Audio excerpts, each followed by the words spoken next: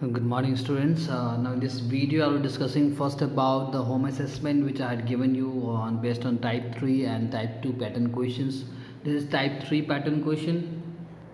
How you understand is type 3. Just recap what you have done in the previous video. See if you have different values in each line.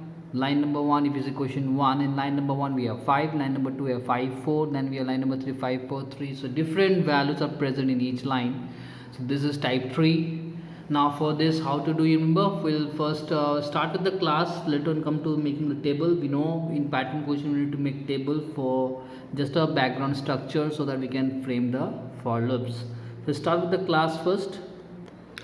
So in this, first of all, we start with the class and void pattern 1 you have written. Now we start making the table after this so that we can frame the for loops. So first of all, I have to make the loops. How will you do it? Remember, for the type 3, each line from left and right side, you will see what values are present in each line that you write first. Okay, so if in the first line, in goes example 1, the first line, if you see from left hand side we have 5, and if you see from right hand side also we have 5. So the 5 comma 5 hyphen 5. Second line we have 5 hyphen 4. Third line we have 5 hyphen 3. From left side you see, and from right side you see. From left side we have 5 with the third line and 3 from the right hand side. So 5 hyphen 3. So last two entries in the table will be 5 hyphen 2 and 5 hyphen 1. You can guess it. Okay. Now what you will do in this table which you have made, with this help I have to make the two loops for I loop and the j loop. Now who will be the I? How will you make the I? You will see the column here, two columns here, no? Left one we have 5 5 5 5 5 written. In the second column the values are 5 4 3 2 1. So the values in the two columns, which column the values are changing, the first column or in the second column? In the second column you can see the values are changing as we go downwards. Yes or no? Yes, whereas in the first column the values are not changing, so that will not be the I loop, whereas the second column will be your I loop. The I loop is starting from 5 and it is going till 1 in the second column, you can see. Okay, I have already made a rectangle there, you can understand. So the I loop will start from 5. I will be greater than equals to 1, I minus minus. Why I minus minus? You can see in the column, second column, from 5 till 1 if I have to move, I have to do subtracting the values by decreasing by 1. So I minus minus. Clear? Next one, we make a j loop now. So recall what we have done, how we make the j loop. For that we have to make a box down, and in the box we have to write two values. Okay, first value will be the value which is represented in the first column. In the first column, if you see the values which is represented is 5, so I'll write 5. And the second value hyphen, the second table, the column, the value which is represented is of I 5 4 3 2 1. We just make the I loop, that are the values of I, so I'll write 5 hyphen I. Clear, all of you? Now whether plus plus or minus minus, j plus plus or j minus, how will you know? From left towards right you have to see. Always in a j loop we'll always see from left towards right side. I put the arrow to denote it. So from 5 to 5 if I want to move, I don't know, from left to right. Okay, what does it mean? If we see in the first line 5 hyphen 5 I have written, we don't understand what is happening. 5 hyphen 4, if I have to go from 5 to 4, what I have to do? Plus or minus? I have to do minus. From 5 towards 3 if I move, the third line, I have to do minus. So it means we have to go for j minus minus. So therefore to write I into j equals to 5, j greater than equals to I, and j minus minus. Clear? That's how you make the j loop. Once you have made the j loop, after the printing inside the j loop, what do I need to print? I need to print j. Okay, because if I take from 5 to 5, the first, what are the values of in line 1? If you see according to table, the values of j are 5 Second line, the value of j are 5 comma 4.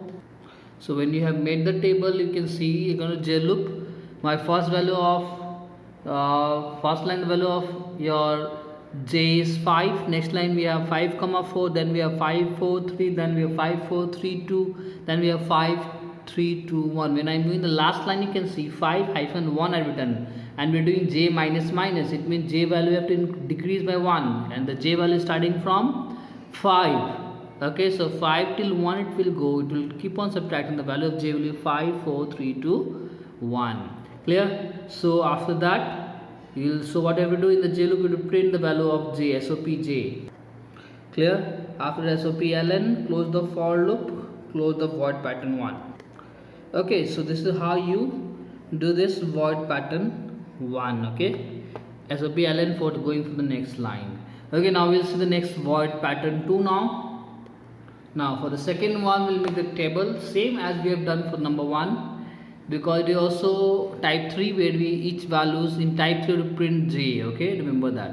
So for same way we'll make the table. Okay, the table will be 1 hyphen 1 2 hyphen 1 3 hyphen 1 4 hyphen 1 and 5 hyphen 1.